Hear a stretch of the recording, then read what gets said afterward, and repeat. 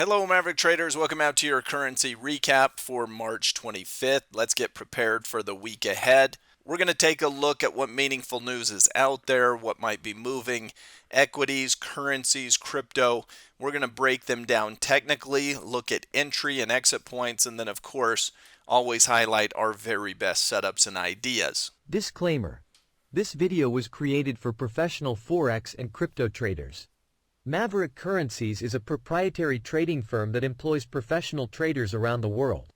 Our traders trade firm capital and keep 70 to 80% of profits they generate. All trades and analysis in this video are for professional traders only. If you are interested in becoming a professional Forex and currency trader for Maverick, click the apply button in the video description. Let's break down what happened today.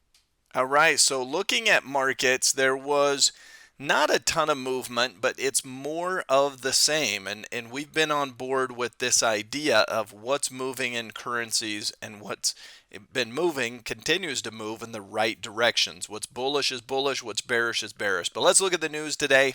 Boeing CEO steps down. The expectations are that that will be beneficial for the company. Maybe they can get these 737 problems fixed.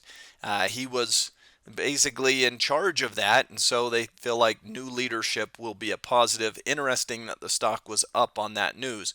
Global central banks are taking down expectations for rate cuts, but the Fed still has 3 expected in 2024. Goldman Sachs and other Wall Street firms were expecting 6 cuts. So all of a sudden we're walking those rate cut expectations back. And this is a thesis that I've long had, which is, I call it the golfer analogy. The Fed screwed up on inflation. That's like hitting the ball in the water and not clearing the water. You're going to go back for more club. The Fed is going to err on the side of keeping rates higher for longer. They don't want to screw up inflation a second time. They can't afford to just keep hitting the same club and hitting it in the water over and over again. So certainly has been Maverick's expectations that there were not dramatic rate cuts coming in 2024, and it seems we're being proven right. Now, as we look at currencies, a slight down day in the Swiss franc. As far as bearish currencies are concerned, that one, along with the New Zealand dollar, would be right up at the top of the list. And then on the bullish side, the euro keeps chugging along. We talked about the CAD improving and the Aussie improving. So as we dig into other markets, crypto bounced back a bit, up 2%. Oil continues to be strong overall, and that really is kind of the commodity space is acting pretty well overall. Now, if you look at crypto, I think that this pattern makes sense, that you go more towards the more stable crypto. We're getting to a point where we've hit an exhaustion high, we've pulled back sharply, and now we're starting up again. You can get more bang for your buck if something like Litecoin were to take off again, but I think there's a lot more risk on the downside as well. So I much prefer, if you're playing the crypto space and you think there's some upside, stick with the big boys of Bitcoin and Ethereum in my view.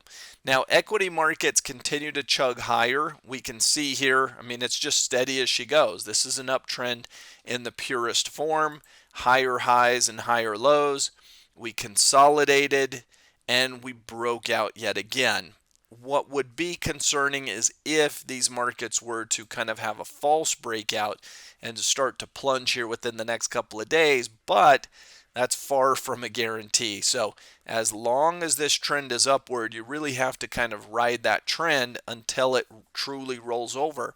If we look at catalysts out there for the markets, not as many as last week. Last week we had central bank meetings. We had this, we had that. This week, a little quieter. Tonight we get some CPI data out of Australia.